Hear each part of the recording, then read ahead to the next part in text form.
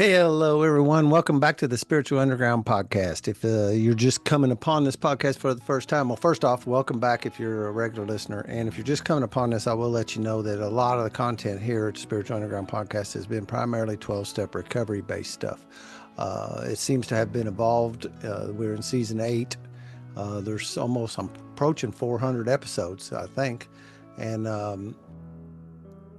the whole front end of it base was really hardcore 12-step recovery, and then something happened in the last couple of years, and these wonderful people I call forces for the good have been knocking on the door and asking to be on the podcast. And it's interesting that some of them actually have a recovery background, or somebody they know is touched, they kind of fit the Al-Anon thing, or somebody they know is addict, alcoholic. They got some experience there, and some people are just straight up in recovery, and that's a cool thing because a lot of times I don't know that when they knock on the door. My guest today, and this is, I'll just be honest, Ryan was here. We tried to record a couple weeks ago. Something went bad. The recording just didn't happen. I watch this little thing. I record to this cloud, and then you watch, and usually I get this email an hour or so later that says, I think it actually says your assets are available. And then I go in and download them down, and I noticed I didn't get that email, and I started poking around, and I have no, I guess it shot off into the ether.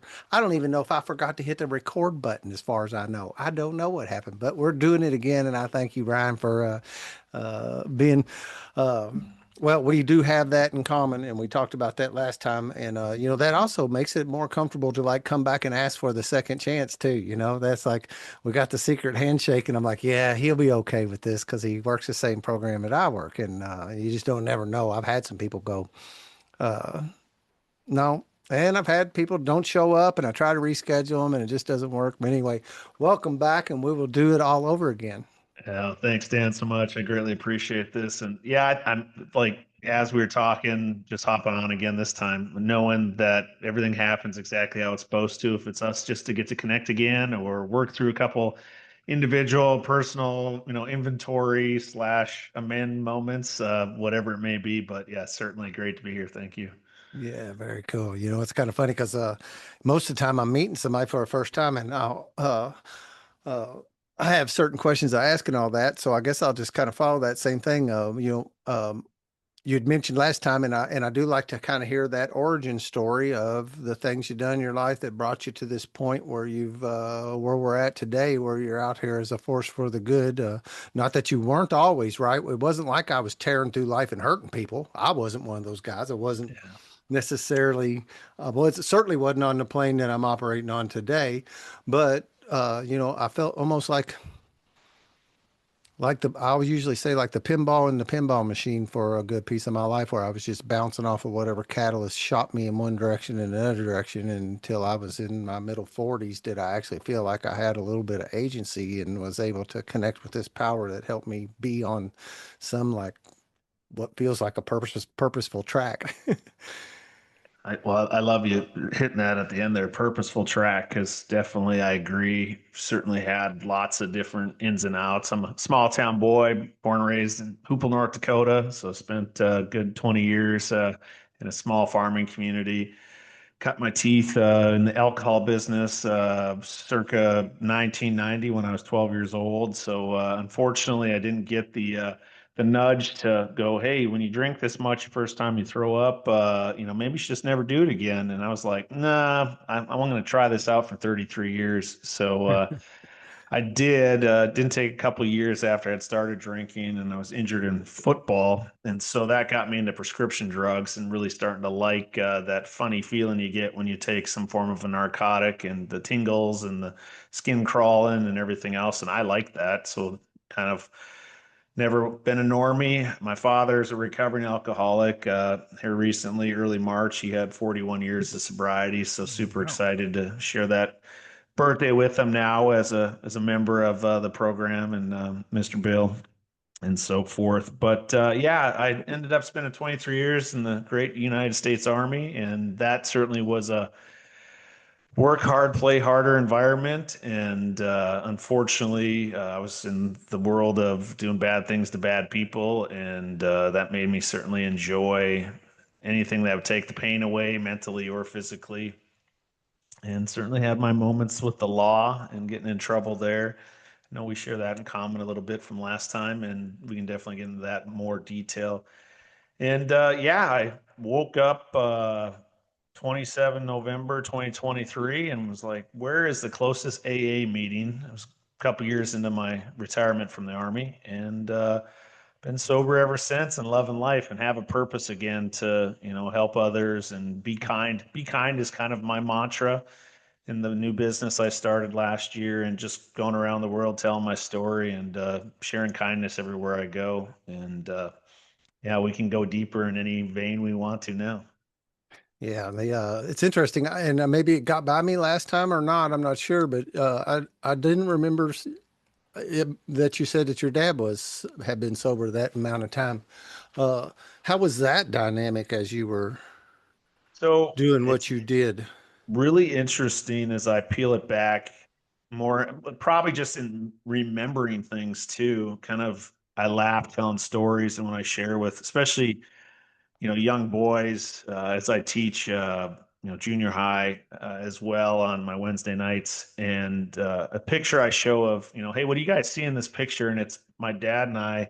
I'm probably It's before he sobered up, and at the time, so basically being like, hey, I see two alcoholics in this picture, but neither of them know it yet, and so Mm, it's this side of what is our perception versus our perspective in life, and we're both smiling. I'm probably like 3, and so yeah, he sobered up when I was 6, and so to me, there's the initial things that I probably didn't know what I didn't know early on in life. And then when he did sober up, it started maybe making sense. But that's when you remember, though, it's like, pardon the expression here. I'm like, he's an asshole, and he should be an asshole. Like, he's in recovery.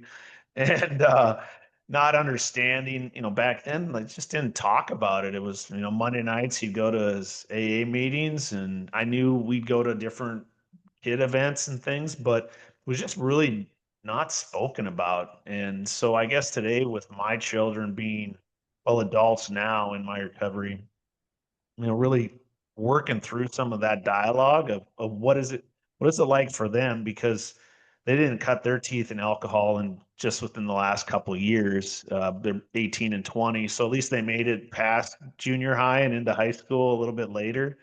And it's something we can talk about, knowing that, I mean, I think of all the years that I drink and drive, and just silliness of like that irresponsibility, and thank goodness no one was ever harmed. But knowing, for them, I'm like, just don't do it. It's just so simple today with Ubers and cell phones and all these different things. And then just knowing that you shouldn't have to be afraid to call mom or dad for help or whatever it yeah, looks like. And I think right. that to me was kind of growing up with dad, as I always feared, where, him working through his recovery, there's a lot there. He's a Vietnam veteran, so his PTSD and depression and a lot of other sides to that coin, on top of living a lifestyle in recovery. And it's really neat though, because now it's coming up on 2.5 years almost for me, where we've gotten to share and really learn from each other, and kind of what works for me, what works for him. And we've brought down those barriers of where he could be like, oh, I didn't realize you were afraid of me, up until just the last couple of years. And it was true. I went through my life before I could even start to kind of have boundaries. After I went to my first deployment in Afghanistan over 20 years ago, came back, and we had kind of had that bond, and we're able to talk through that. But I was still not able to share with him, the pain and suffering and things that, as my father, and things that he did, where it's like, dude, this hurts. It still hurts. And I'm glad I can talk about it today and know that it's a me problem, and then it's a him problem if he can't deal with it. And it's not like, we've kind of left it where it is. It's in the past, and now it's like, let's form the relationship we've always wanted to have, and being brutally honest with each other. And it's pretty neat to kind of have that. And now I have that with my children early on. They don't have to go another 30 years to have those hard conversations with me. I'm just like, lay it out there. Let's get it out on the table and just be done with it and move on from, I was the things I did towards the tail end of my relationship with their mother and different things like that when I was still running the streets ragged and so forth. So a lot of reflection over the last couple of Mm. years, and it's been Yeah. good. That's a lot. It's a lot of new information. I love it. So he'd have got sober in 84, 85, someplace in Yep. that neighborhood, So that's a Mhm. good, probably 15 years since he'd been in Vietnam. Mhm. And probably in that window, he kind of probably had a similar window of view of trying to figure out how to manage this. And those substances, they do. The fact of the matter is they work. Uh-oh, you froze up for a minute. There you go. Mhm. Uh, they Oh.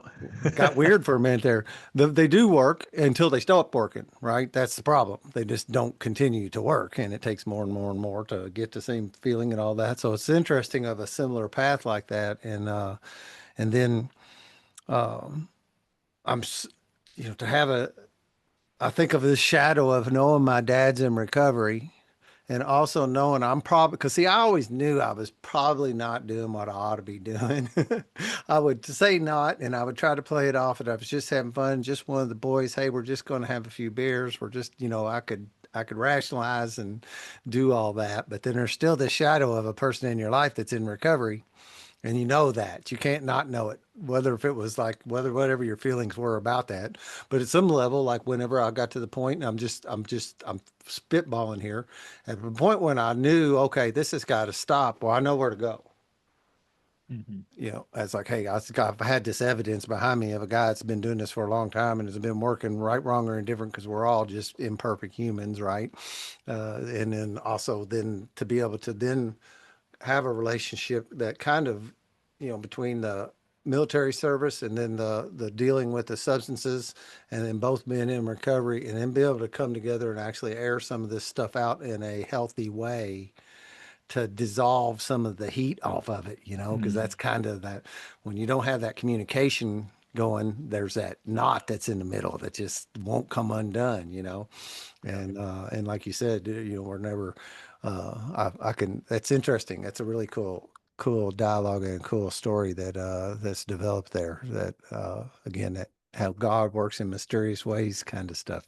Oh, it really is. I mean, I just think of all the years when I think of my former spouse being able to have boundaries and things that my dad, nothing, he smokes. And so with the girls, it was like, hey, you want to get to spend time with your grandchildren? I can't have you smoking around them. And some of these things that kind of kept a barrier between us, but it was almost protection because I had, healed myself and only, so we kind of extended this out to a point in life where everyone was able to kind of form their own opinions and then execute. Do you still want certain people in your life? What does it look like?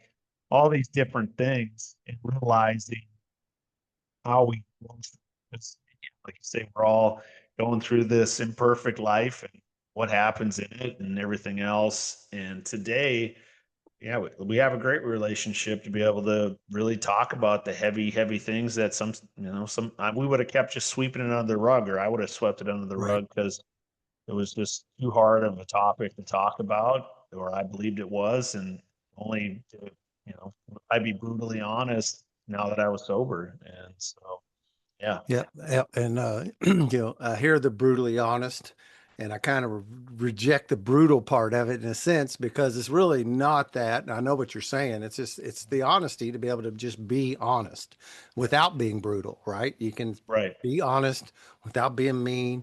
Recovery gave me a lot of communication tools that I had no idea I was going to get. I got so much that I didn't really. I just wanted to stop drinking. Just wanted to stop yeah, doping. I didn't know all the rest of this package was going to come along with it. You just talking about your relationship with your kids and that. Mine were 10, 8 and 10 when I got sober. And there's that line in the book that talks about armed with the facts about themselves, the man that comes in. And I think about that and it hit me back then, and I had talked to my sponsor about it because I also knew I had another friend who hid all his recovery from his children. They didn't come, and it was a little odd to me, and to each their own. hmm But I felt like it was a poem that I should let my kids know that, hey, this thing does have a genetic component. You are going to have an opportunity to try out dope and booze. It's just, this ain't a if. This is a win. And Hmm. just, I want you to be armed with these facts that what kind of what you're doing, because I don't want you, you're going to step into it. You'll have to make your decision at that point in time. And, I'm probably not going to be there. And I just want you to let you know where that took me when I was 14 years old and somebody said, hey, try some of this. Hey, try some of that. And one of them turned out to be like, no, that's not for me. And one of them, and we're still got issues with Yeah. and she's 20 years old and she's riding a roller coaster of some good time and some not so good and some good, some not so good. And it ain't easy, that's for damn sure on the dad end of things. But I also Yeah. know how powerless I am with that. And it's a Yeah. piece of a problem between me and her mother about, I've been through recovery and have learned a lot about this. And I know there's nothing I can do. I don't have any Right. magic words. I Mhm. don't have any magic actions. I can't make her. I can't handcuff her to the bedpost. I'd like to sometimes. Uh, I have in some years in the past screwed her bedroom windows shut. Uh, but there's nothing I can do until she gets to where she's ready to do something about it. And the best thing I can do is just keep on loving and praying for her and try to be here. Somebody gave me this line, I'll do anything I can to help you get well, but I'm not going to do anything to help you stay sick, Yeah. to help you stay where you're at. Well, And so it's been, but it was kind of cool. A couple years ago, that friend decided it was time to let his kids in on the deal, and they came and joined us in a sobriety just October. It's joined us. We're a men's meeting, but we open it up to everybody on birthday nights, on birthdays. celebration nights, Yeah. and wives and mothers and kids. And you want to get something that's going to jerk on some strings, have some kid come up there and share at the microphone, because now we're a hybrid meeting, so you got to go up and Okay. talk to the Zoom. Yeah. uh, to have some kid come up there and talk about what it was like and what it's like now in their own little way. They ain't been trained in that. We are Hmm. taught how to do that, Right. so to speak. It's demonstrated, modeled for us. But to watch some kid come up there and talk about that, man, there's usually one of my friends said he goes, man, I was crying out of both eyes. Uh, because it'll jerk some tears out of folks. I Oh, mean, you see everybody's, yeah. but it's really it's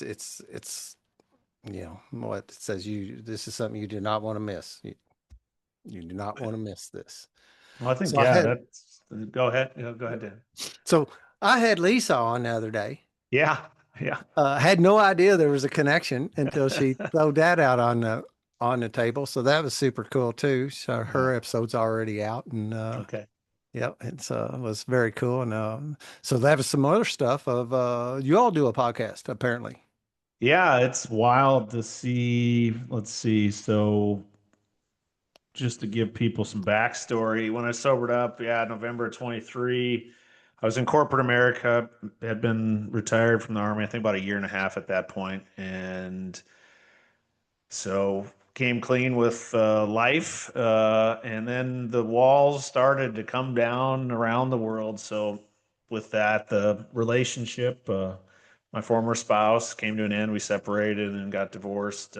Then in 24, my kids kind of were, hey, Dad, thanks for putting the booze down and everything, but you kind of ruined our lives with what we believed our family would look like. So we'll put everything on pause for a little bit, which completely understand, can totally get that.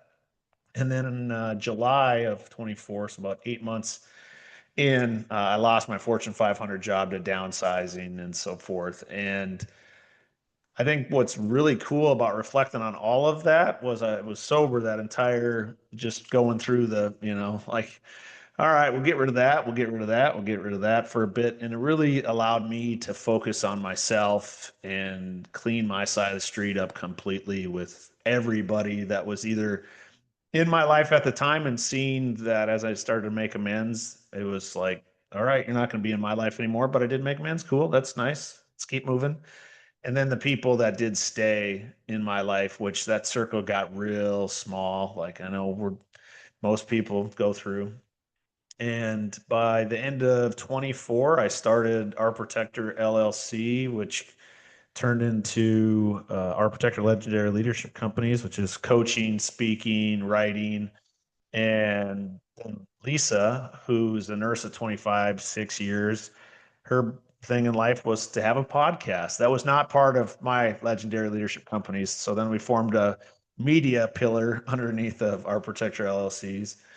And it's super cool. So it's Our Healer, Our Protector with Ryan Reichert and Lisa Sander. And we are a Christian podcast that focuses on hope after divorce and your newfound happiness, success, whatever it looks like. And then what does it look like now to go from 2 kids each to 4 kids? And we're healing, they're healing, and we didn't push it. We've been together, for the last couple of years, and it's one thing where super cool to see how our kids, I think they finally met in person after Thanksgiving. So yeah, right at like the 2 year mark of us being together. And it was kind of awkward at first. We did Sure. the escape room, so they didn't have to really communicate or have to, Yeah. it's Go like do something fun you do and something fun and have dinner. And so that was nice. And then we ended up doing Christmas just this past year at Lisa's parents' house.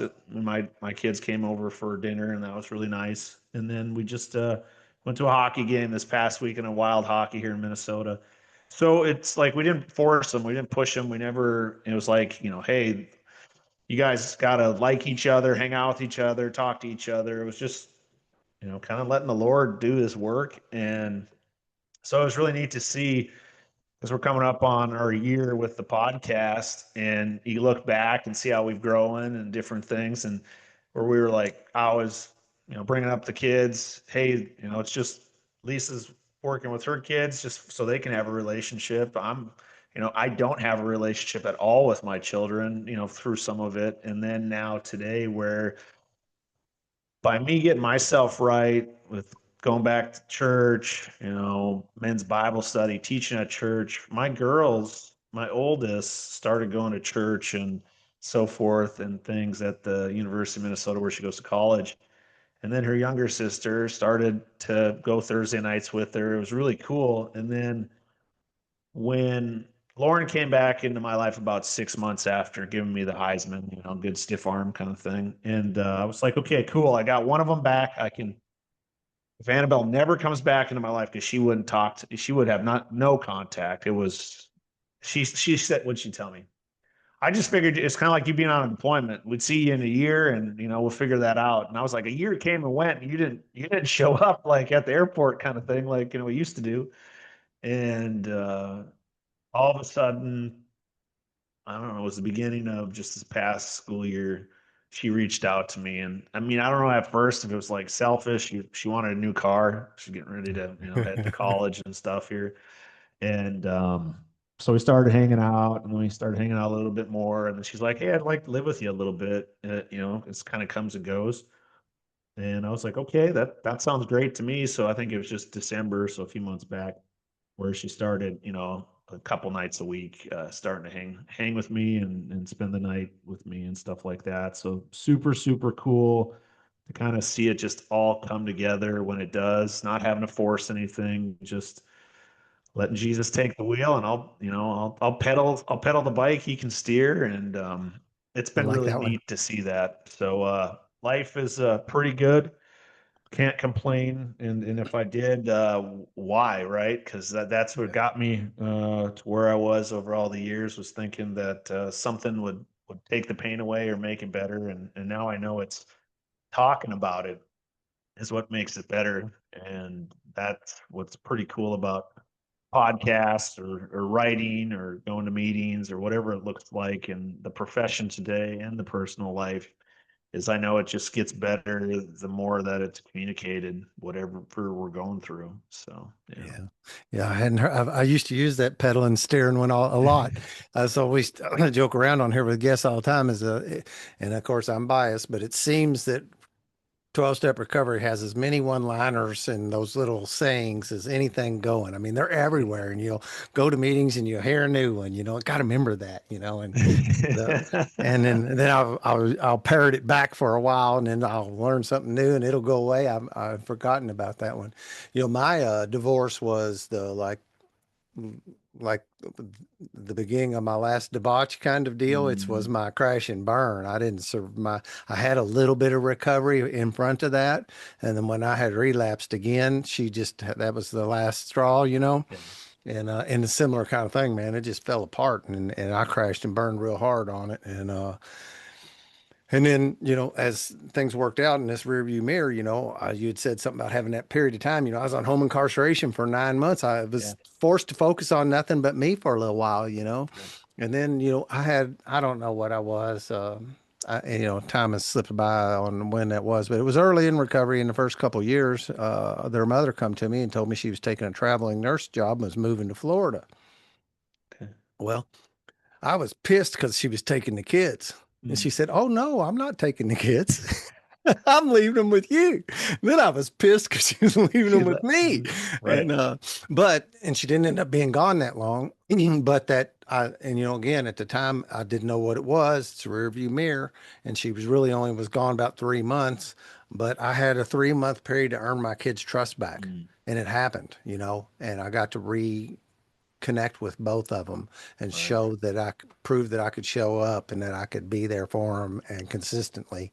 And it was all on me too. I mean, I do have help. I've always had parents and people around that help, but, Mm. uh, but yeah, those things like that just, when you look back at it, and the same kind of thing. I love what I'm hearing out of you, that I have a friend that said, he'll say, it doesn't promise you that you'll get your wife back. It doesn't promise you'll get your family back. It doesn't. But what I have seen happen is that people have healed at some Mhm. level. For the most part, more than we would have hoped. Could have expected. Especially when it comes to like when I watch people and their children and stuff. Most relationships don't survive this. They just No. don't. That was a funny thing to me in the beginning when I would watch people get sober and then a relationship would dissolve. And Mhm. I thought, isn't that's not supposed to happen. Right. Uh, but I also know that like the person you change so much that like the person that you were you're this almost two different people to some extent. Mhm. And they married that other guy for Yeah. whatever. And now this new guy, it's like, well, I don't know that or gal, either way, Right. not sure I want to be here. And the same thing for us too. We go, wow, I don't know that I want to still be in that anymore. And with the other line that we use all the time is our picker was broke. Yeah. Yeah. And I don't mean to throw the other person out under the bus with them kind of comments either at any No. level. That's not my point. It's just that the dynamic changes so much that you're basically two different people by the time one of them goes through recovery. I do have a good friend who's him and his wife hit it all at the same time, and they Mhm. were hardcore too. And now they have something very beautiful. I mean, it's like he's had a daughter from a previous marriage that is rejoined that would not have anything to do with him. And so he's that family has been reassembled. So it does happen. Right. I'm glad to have been witnessing that. Uh, it's really Yeah. cool. I mean, I love seeing all of it, right? Working with other guys in the program and how it you just give it time. And Yep. sometimes it's slow, sometimes it's fast, and realizing too, just to no matter what it is, accepting it and knowing that like like today, this is as good as it gets. Like, don't worry about it. Tomorrow, take care of itself when it gets here. And that's hard though when you work with others like outside the program, especially in business and certain other things. And they're like, all right, what's the 2 year plan? Lay it out for me, kind of thing. It's like, I don't do that. I don't do that. You got to have a plan. Like you're gonna fail if you don't, plan. And I was like, Okay, well, I can tell you how I did in the past, and this is where I arrived, kind of thing. And I'll take the last 2.5 years compared to the previous 45, kind of thing, when I was planning it all out. Not that wouldn't change anything, but just knowing that how I operated, just it's going to have some type of money involved, some type of title involved. I think it's going to have two letters, M and E, me. And so that's always interesting now because a lot of folks just you can see it where it's the control and going back to that side of it, right? Like Yeah. who's steering things. That old robot net show when I was a kid, it said, does not compute. You can see And that in their eyes. It's like, because I do one day at a time almost to a fault. That's what happened this morning. I was Mhm. focused on the business at hand. That's the only Right. thing, what was right. And, this is something else I heard. I live where my feet are at. I try to live where my feet are at. I try not to live over there and over Yeah. here and next week and whatever. Next week will Yeah. get here when it gets here. I do Mhm. have to, we do have this life where you do kind of have things on a calendar and you do need to I try to wake up and look at the 24 hours ahead, but this morning I had other things going in my mind. And the only thing was in my 24 hours ahead at first was to go make sure my bank account stopped getting drained. Yeah. Because as people I may not said it, but I had my credit card, my debit card got hit over the weekend. So the first thing I did this morning was run to the credit union. I was there unwinding some things, and I looked down at my phone, and Ryan had emailed me if we were still on. And when I saw it, well, our appointment was 20 minutes ago. Luckily, the But credit union's just right down the street. Doesn't take me too long to get there. But I'm like, golly. but for both of us, I think it's still goes to show where what does it do to you, right? Do you go into a tailspin or a tizzy over? For me, like I said, I was like, all right, it's been like 10 minutes. Like I get things happen, and that's the coolest thing for me to work through even myself is just like, hey, I'll send them a note, like, no big deal. We'll reschedule it. It's kind of like whatever happened with the recording. Whatever's supposed to happen happens, and that's the best outcome, how it happens. And the sooner we can realize that as just people, on this rock in the middle of the universe, or whatever it is, it gets a whole lot better. I mean, Yeah, yeah. tell a cute little story. The next thing I'll have to go to today, uh, which makes it's cool. Let's bring back Lisa and her daughter. So the girls, it's their senior year, so we're going to take them on a spring break. I had some moments a couple years back where a whole year planned of family trips where I didn't get to go on them. I got to pay for them all, but I was uninvited as we worked through the process of you know taking the Reichert family to a different direction, and so we were supposed to go to Mexico, and with everything going in Mexico, Lisa was like, I don't really feel safe going there. I was like, I get it. Let's go on a cruise or something. Not thinking much about it, even though we should have checked the passports back in the fall whenever we started booking the Mexico trip, which I thought we did, but didn't check that hard. So I was like, girls, please email me your passports so I can put them into the cruise system thing. And Annabelle sends me hers, and I'm like, February, that's I think last month. So her passport's expired. And so this is last week.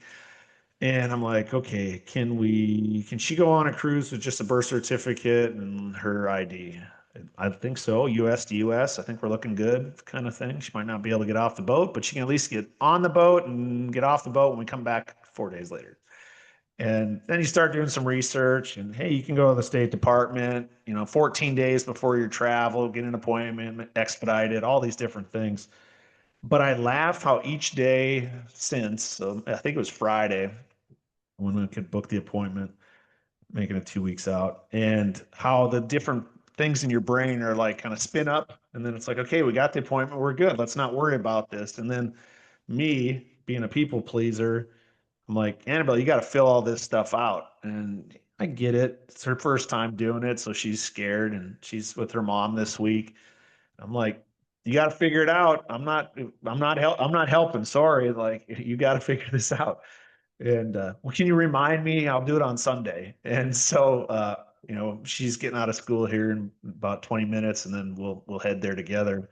And I'm just laughing how for both of us, I think it was this really good kind of push pull piece of it, and how before I would have been one irate, just well, it would have never happened because I would have been so in control of every single thing. I probably would have had this Excel spreadsheet with all our passports on it, when they expire, and yada yada, and it's like just stop. And to me now, I can just kind of just like this morning, you were working on, yeah, like let's stop the bleeding, right? We got to stop the bleeding.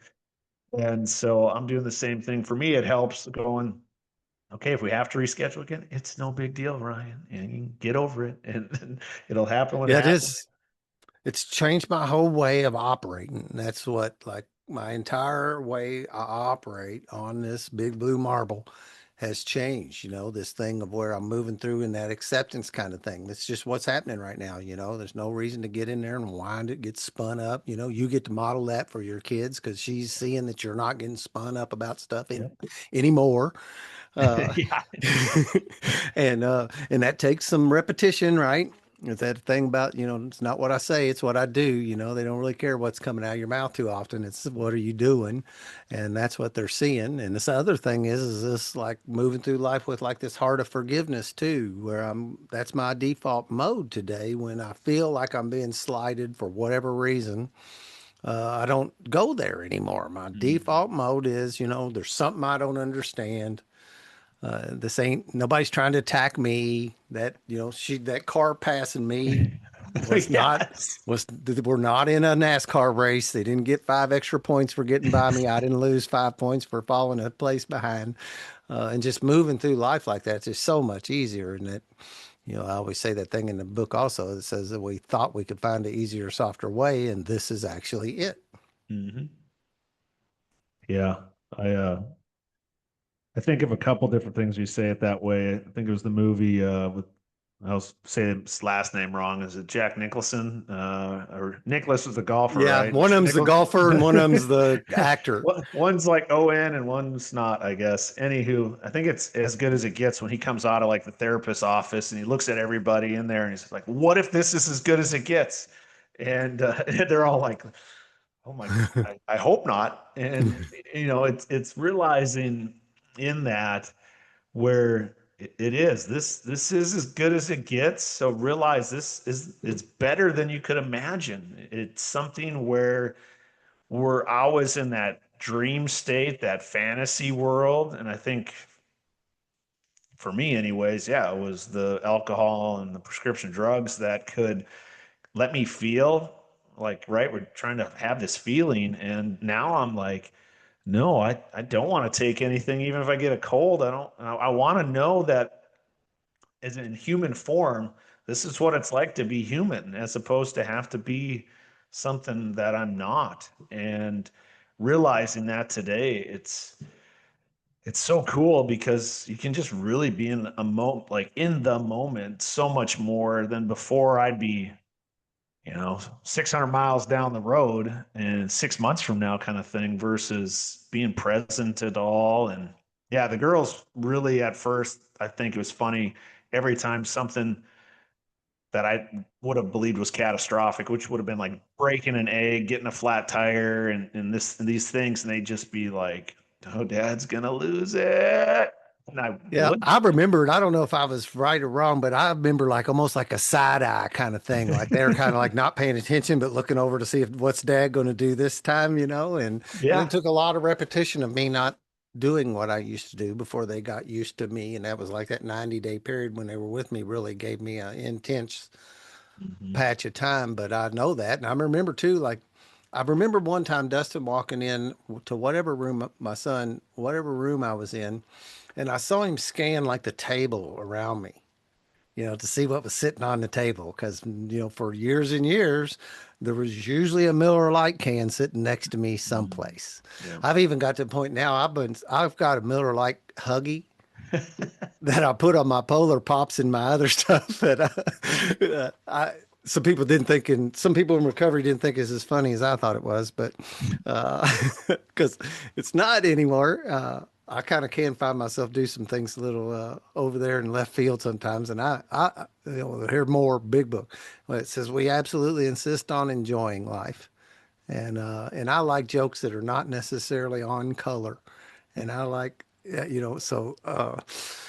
I like I like the freak out when I walk up with my seltzer in a Miller Lite can huggy at first, and people go, Yeah, no, it is interesting to see how, we're all, this is just who we are. And hey, if that's who we are, that's who we are. And I still, there's certain things that are not going to change. Like you say, an off-color joke every now and then, like if you're gonna hear it, especially like all the years being downrange, that I'm gonna have some things that come out of my mouth, and it's not this stupid like it once was, hurtful, right? Like right, being right, hurtful. I had that problem, and so today it's more just like, hey, it's okay to have an off-color, and we can all laugh about it. Don't worry, it's cancel culture. I get it. It's one of those things that you're not going to get invited back for Thanksgiving next year. Okay, cool. I guarantee there's going to be a better Thanksgiving to go to next year, whenever that was, that November. Yeah, okay, I'll show up to wherever it's going to be. But yeah, a lot of time we can have a tendency to go the opposite way and in it, and just not realize that it's meant to be enjoyed. It's meant to be yeah. enjoyed. I So do like that. I'll go back a little bit that y'all did not necessarily bring your family's children together immediately. I think that is a very wise decision. I see that happen a lot of times too fast and it don't work out, and it's just more pain on kids yeah. uh, in that. So I really commend you on y'all making that decision. And then my mind was like the escape room was perfect. So I could think like you bring them in and set them on opposite couches in the living room. It's like here you are, just make it as awkward as you possibly could. So I really like it, and I've seen that. I've seen what really the fact is I've seen the opposite enough that I'm like, yeah, don't do that. Because I watched some kids get hurt repeatedly over failed relationships that were really not even relationships. They didn't know they were trying it out, and everybody meets everybody, and then the next thing you know, it doesn't work out, and it leaves some ashes in the side. You'd said something about teaching. Are you? Is that at church? Is that what you Yeah, said? so It yeah, sounds for like maybe teach some adolescent. yeah, junior high. So started with sixth graders, did that last year. So we're halfway through the seventh grade year this year with them. And yeah, I mean that would have been right when I started. And it's interesting to me as as we share through different lessons and so forth, like where they're at in life, and like they're not running around. I mean, yeah, the video games probably too much, a little bit too much sugar, a little bit too much TV, but like it's not alcohol. Let's see, for me, it would have been alcohol, Penthouse Hustler, and what was it? Cinemax at a buddy's house who had the satellite dish, the codes that you could watch, different Yeah. X-rated things, and you just know, it's like, where are you getting that stuff from? And getting it from our dads, and the example that they were setting, we just were following suit. Cool. And Because there's no a big. thing where, they may have, and who knows with this today's world, I'm sure you've got a mix of people who have probably maybe absent fathers, less than great fathers. There's probably a swath of that through there, but still, as you and the experience you bring from your life are offering something new to them, and also a safe ear too, that like dad, no matter where he is in that scale of things, may not be that safe ear to be able to talk to. I think that's a super valuable thing for those youngsters Yeah, too. seeing it from all sides with them. I guess the biggest thing is, they just want to be part of whatever their family looks like. They just want to be a part of it, and most of them, unfortunately, their schedule, just even for me, when I reflect it for what, 30 plus years ago, when I would have been in their shoes, is they're in sports X number of nights a week, so they don't get to have dinner with their family. And that's the big one I hear time and time again. Like, is I just want to have that fellowship, kind of like the program, right? Of being with my family, and they're having to get dropped off. They miss dinner every night. By the time they get home, brothers or sisters, if they're younger or older, or getting ready for bed or sleeping, they don't get the time with their parents to communicate kind of where they're at in life. The And nutrition that comes with that and lifestyle that's isn't the next, necessarily on point either. yes. So you realize it, and to see that, to hear them say that, I'm like, what would it take to, basically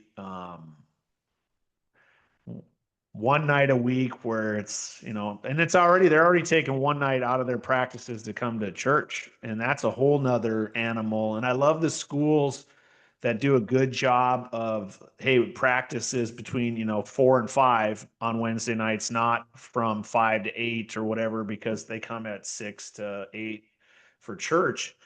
And I remember that growing up. Like we had practice before church on Wednesday nights. And so you just, how cognizant are we as a society anymore of what, are we able to shift things? You don't have to have, hey, it's got to be 6 o'clock every night, all week, Monday through Friday or Monday through Thursday, and then game Friday. Like, kind of like where it's kind of like Sundays, or if you have church Saturday nights, whatever it looks like, to have it is, you know, shaping what shapes our youth today, which shapes our next generation. Are we doing a really good job of making it make sense? And I know we get further and further away from it, and as time and space goes on, but when you see it, you see these kids, and I mean, the good ones are doing that. Like, there's, they're not sacrificing. Well, they're sacrificing the sport, for their soul. Basically, is what it comes down to. And there it's really neat to see it, I guess, in it, like playing the long game versus the short game per Yeah. se. And I can't commend the either the school that they're coming from that's shifting it for them, or the family themselves that are going to sacrifice, the sport kind of thing over, that. And it's so important. And then the families that are all volunteering together and putting it into, that community of the eaches, right? They're at the church, they're at the school, they're at the sports, and they're doing all that together as a family. And seeing, those are the strongest ones. When I am able to take a step back, is where did we have the greatest impact? Like, because it didn't look like that for me. We made sure the girls got baptized, and they might have did their first Holy Communion and so forth. But I mean, I wasn't being the model father and husband when it comes to that. And seeing how operating that way today, it's really cool because they can go do what they're doing, and I get to keep working on myself. And that's finally realizing, the whole time I was trying to keep, I couldn't accept it the way it was, right? And accepting it would have looked like me working on myself, which would have been, good for everybody, versus the other way. And Yeah, it's yeah. all right. There It's for all the right. time is just going through the motions is what I look back before, Yep. and I'm glad it was that, it was only as long as what it was. But then it took some, there's a lot of time it took to get to where that trust and that those relationships were rebuilt too. But um and I always say I hit the jackpot in the dad department. And I look back and when I was a kid and like I was in multiple sports. We hunted, we fished, we boated. I played golf. I learned to scuba dive in New Albany, Indiana when I was 15 years old because there just happened to be a scuba shop. Dad, like I look back, he like threw it anything against the wall. And if I went once and I didn't like it, it was okay. We didn't have to continue. I wasn't forced to keep on doing stuff I wasn't enjoying. I don't ever really remember any of that happening, but I'm like, I have no idea how that dude exposed me to that much stuff when Right. I was a kid.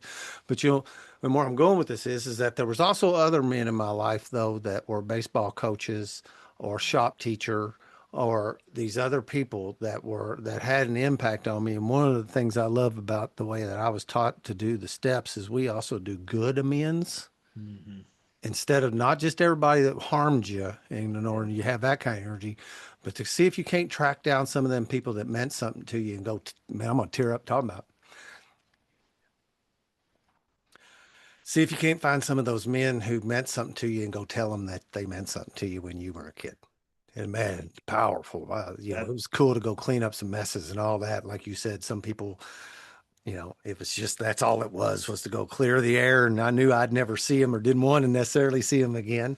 And Yeah. some of them were patching up relationships I wanted to maintain.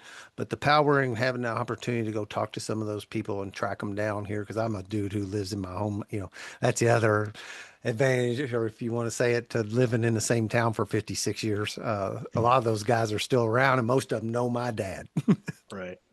Yeah, I love that because it's kind of I've been more intentional probably the last 6 months of just going through my phone A to Z and just like you're saying, the people having a meaningful conversation with folks that you haven't talked to. And for me, 5, 10, 20, most, the guys, it was a lot of military leadership over time and space where it's Yeah. like, you were an awesome mentor 25 years ago in my first unit, and it's cool that still have the same phone number and just us chatting, or the guy that was the last guy, and I'm thinking just the most recent ones that I've had where right before retirement that hey sir, I really appreciate you letting me take the time to go to the doctor like every other week to get some of this other stuff straight.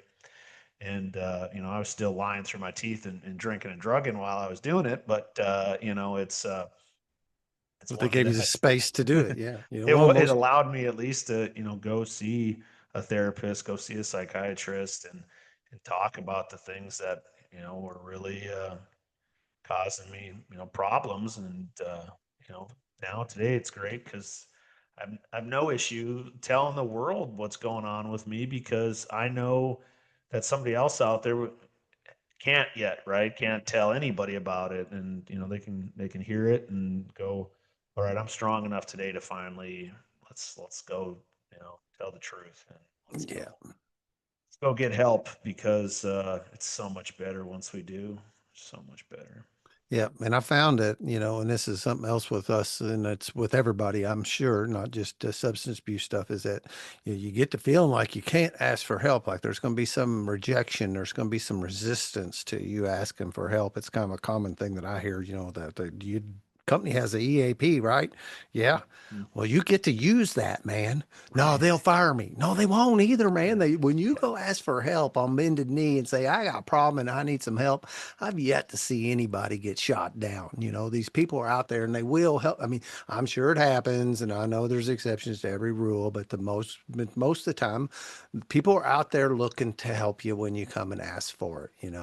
And the other thing is like this encouragement thing of I heard I was in the Jordan Peterson rabbit hole for a long time. I still like him and what he does, but one thing he said was that we get so little encouragement. And I don't know that I really feel victim to that necessarily, but I try to make sure that I'm doing the other thing today, that where when I'm like even doing those good amends, that's encouraging to these people that they felt like they had they played a role in some kid's life and it made a difference. And youngsters that I have an opportunity to deal with today and to be in contact with, to put encouragement into them, to raise them, to be a building, be a pillar under them. And I really work hard not to be the opposite of that. Make sure that I am being a uplifting force in people's lives, and and looking for opportunities to be able to do that. And looks like you got a lot of them. No, I mean I think it's just kind of like we're saying. I had a lot of good examples. I mean, honestly, it's one of those where it just took a long time to kind of show up, right? Yeah, it feels like I'm a slow learner, I guess. I'm not Yes. really sure. That really, when I look back through my career, and I imagine you say the same thing, you learned things probably fast, being that's what you were doing. But this other little piece of the pie, like I had this wonderful model of a father, and he modeled, and I can look back and look at all these things that he did, just like gut reaction, the next right thing, time after time after time. And I just, I just didn't pick that up for some reason, not at the level that he had it. I think I always like now when I look at it's kind of like rules when I when I think of following rules. And I was born and raised Catholic, and then I married a Lutheran, so I was like, cool, less rules. But I'm in the military, a couple of rules there. But I was okay following the military rules for whatever that looked like. But then when it comes to other things, I'll just like working a program, love the steps, can handle those rules just fine. But when someone's like, hey, for group, squad, this whatever. Have we had a GSO inventory like in a while? And I'm like, who needs that kind of thing, right? Like that type of rule stuff. Like we got to checks and balances. And it's like, well, you did an inventory, right? Like, yeah. Wasn't that important? Yeah. It's funny how sometimes there's just different ways we see it. And it's just like, nope, I don't want that, but I'll take a little of this and I'll take a little bit of that. And nope, definitely don't want that. And yeah, it's kind of funny to see how we end up where we're at and what we want to do to try to help now than hinder. But we still have some of those icks that pop up every once in a while. And so And yeah. I can smile about it today, when I'm doing something that, because I'll step in the big pile. I will, and I can look down at it, smile, and go, well, all right, time to take some corrective action. Let's do some course correction. It was not, let's look at why you stepped in that and fix it and move forward and laugh about it rather than get, like you said, spun up. I know it's been 20 minutes since you said it's 20 minutes, but you got to be getting somewhere. Yeah, she hasn't texted me quite yet, so I don't think she's probably left. She's coming my way. So, but Oh, yeah, we she's could coming to probably, you. Okay. Because I yeah, certainly don't. I know I trust you to keep an eye on it, yeah. but I know No, I also we get to appreciate doing that. this too. Yeah. And No, so, we're okay for a couple more minutes, but yeah, no, definitely it's always good now. It's just such a blessing to be, for myself in a better place. Sure, there was carnage and people were hurt along the way and everything else, but yeah, today there is a solution, and so it's pretty neat to live in. yeah. Yeah. I also kind of have like what I'll see for how a little bit of like a man crush on dudes that did what you did for a living. I listen to these guys tell their stories on podcasts and the stuff, and I've listened over and over again. So thank you for that. I do look up to.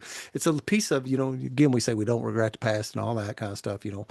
I'm like a walking big book when it comes to my language.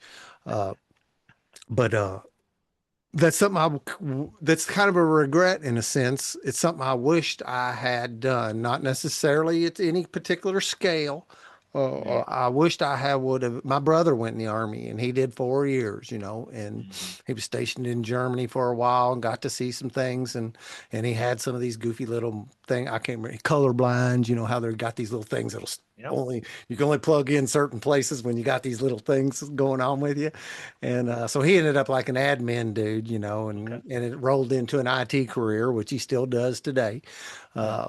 And I have other friends who did it, and it's something that again, I don't know where to put it. It's not a regret necessarily, but I do look up to guys like you that did serve, and especially at the level that you did, 24 years, right? And Yeah. what was I don't want to mess it up. Did you say in the Army Rangers or special? What did you say?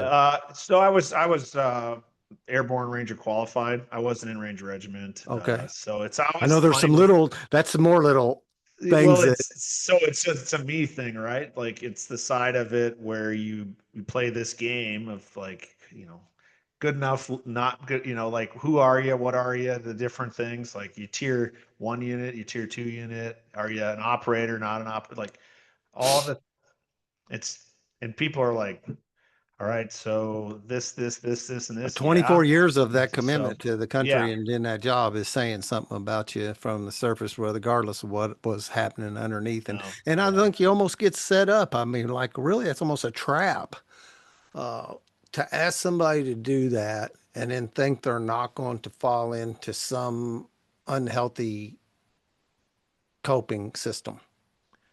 Well, I think the biggest thing when I mean, and this is stuff I teach today in my coaching business and seminars that I give is that it's I call it the war of purpose. And once you lose whatever purpose it is, like normally like a I think of my mother, like school teacher for her, like life never changed. She retired, but she was still, teaching quilting to the ladies at the church. She's reading at the library, doing it.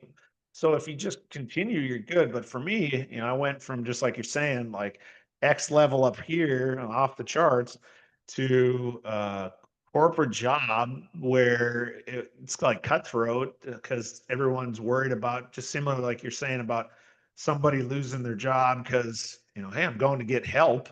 and realizing that, well, no one wants to help anybody. That's at least the way I looked at it when it came to everyone working a certain way in the office. And I yeah, my cup wasn't full, unfortunately, professionally. So what did I do? I was like, well, I got to feel something somewhere, because for me, that's all I really had. I mean, I certainly loved my family and everything else, but for me as a guy, it was, it's all about the rank, it's all about the title, and it's all about the money. And so what does that look like? And so it Yeah. changed dramatically when the title didn't matter anymore, because it didn't. I mean, I had a great title in my corporate job, and I was content with. I was like, I just do this for 15 more years, right off into the sunset. And then the thing of it was the pay. I had no idea that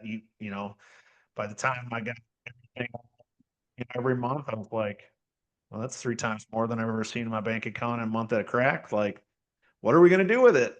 And we're going to make it rain. And so that to me is where I really being bottled up for 20, yeah, it was 23 years. And so I was just out of control in it. And so, Yeah. yeah, Yeah.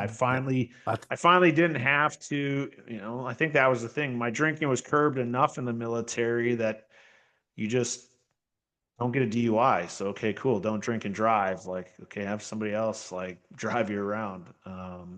Yeah, and there was a certain amount of tension over having to be able to do what you did tomorrow. So it kind of kept a cap on things at some level, it I would did. imagine, Yeah, you because get, you were trying, you were still suiting up and showing up and knew that you couldn't do both of those things at that level.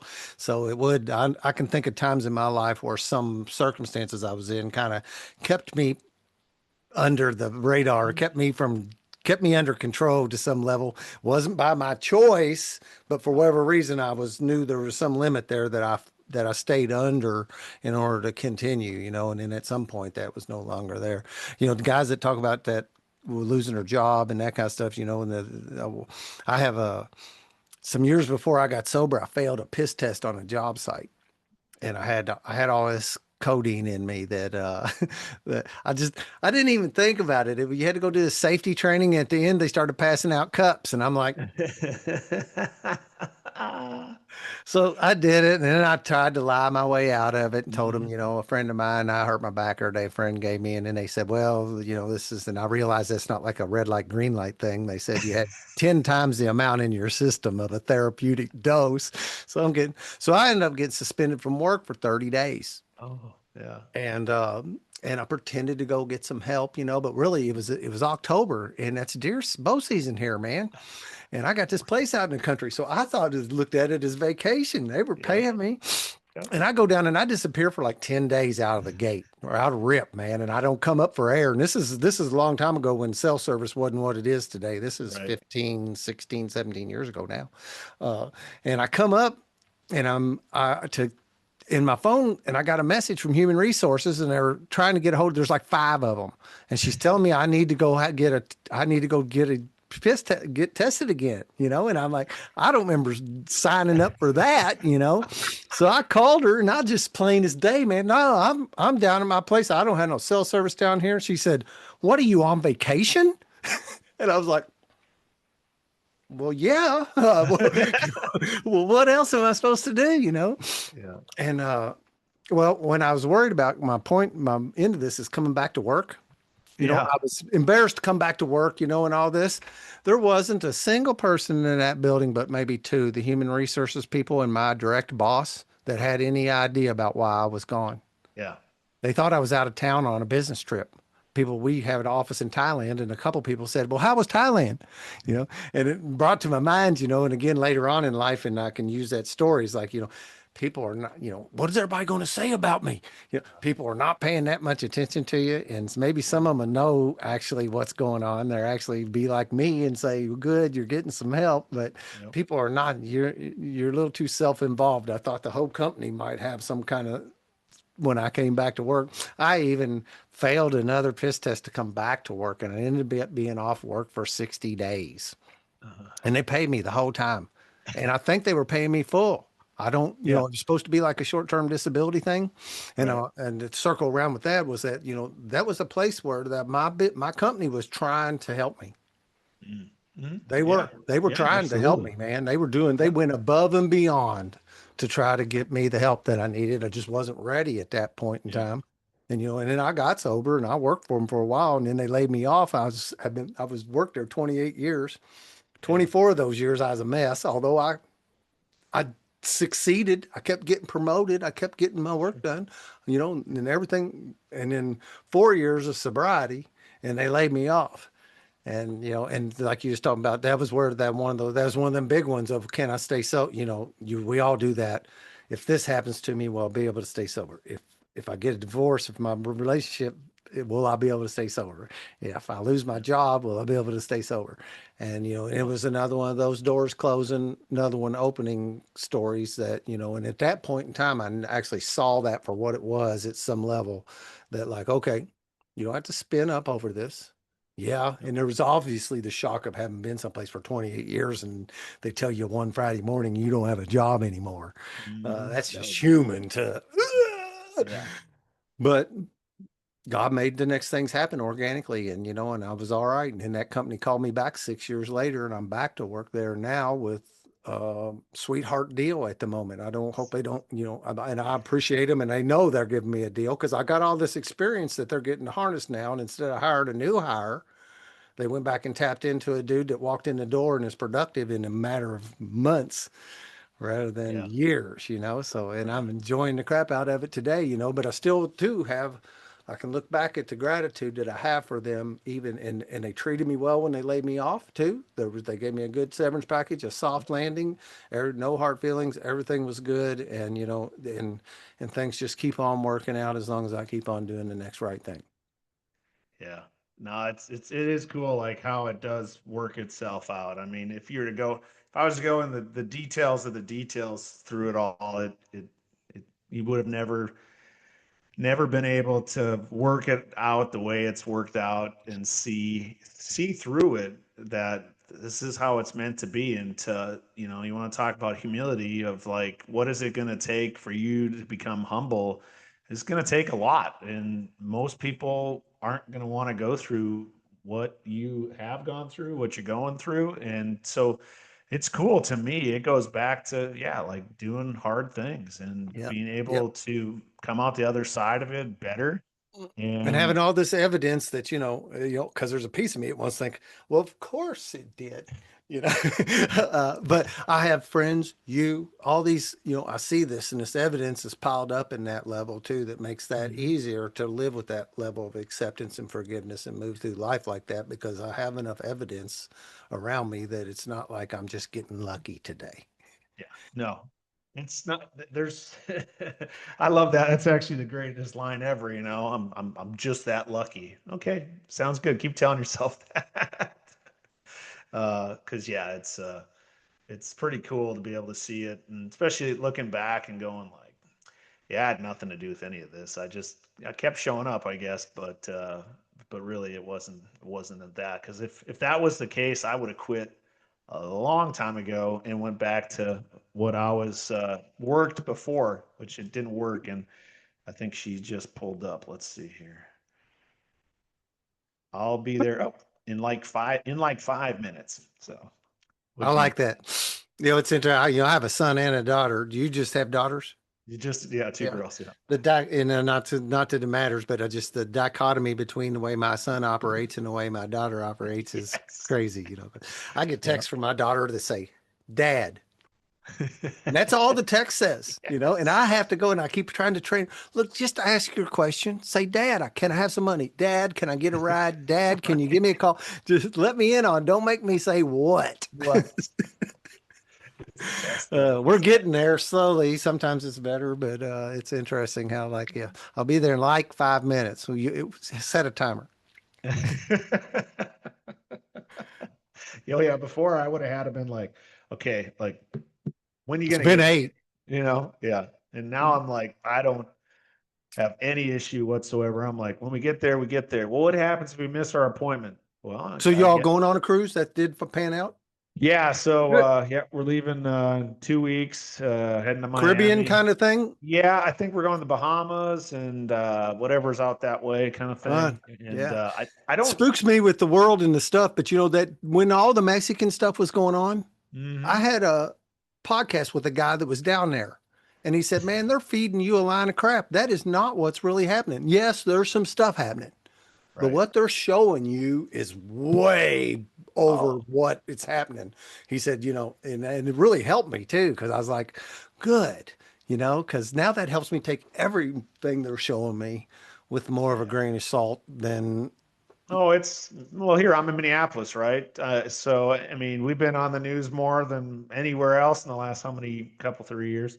And I go down whenever you pick a news station, you flip on and you see Minneapolis, Minnesota. I'm right there with the Adult Rehabilitation Center for the Salvation Army, and uh, I'm like, okay, turn the news on this morning. Okay, we got this going on. I get down there by lunchtime, and you're like, it's like one block, like kind of thing. It's not this mass, all of Minneapolis is like under attack, or like it's just, yeah, we do a really good job making it look a certain way, right? It's yeah, kind it's of, theater almost, it yeah, is. It's like watching a sitcom or some kind of drama or something. It's kind of funny now to think about it.